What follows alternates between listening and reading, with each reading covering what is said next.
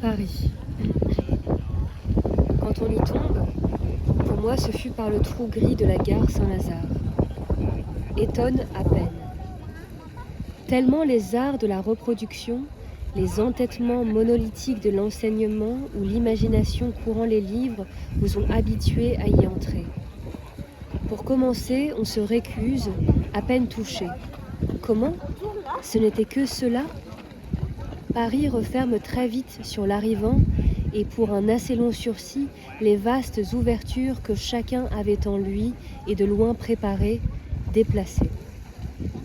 Cette ville se refuse autant qu'on la dénie, je veux dire dans les premiers temps.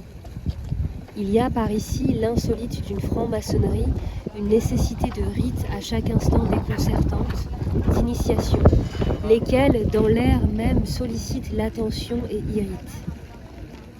Chacun se retrouve dans sa chambre, et combien cette situation, l'expression même, laisse à penser à l'insulaire ou au tropical. Le voilà l'exotisme à rebours. Il faut s'y mettre. Mais déjà, des amis sont venus. La lente cadence des saisons saisit l'être d'un rythme nouveau.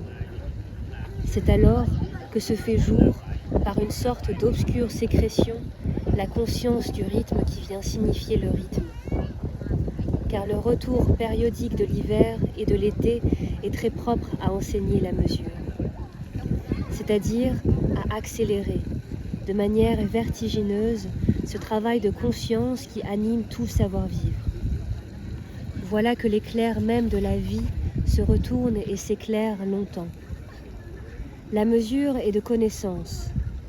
N'y a-t-il pas perte de vie, déviation, étouffement, qu'à ce moment seulement où on en vient à faire de la mesure la matière même sur laquelle il ne faudrait que l'exercer ? L'homme, de givre en moisson, veut mesurer son soleil comme le prêtre d'une religion d'étoiles.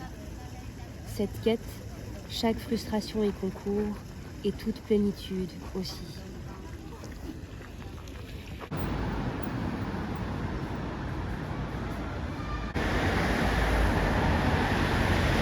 Attends, j'ai les faire comme ça.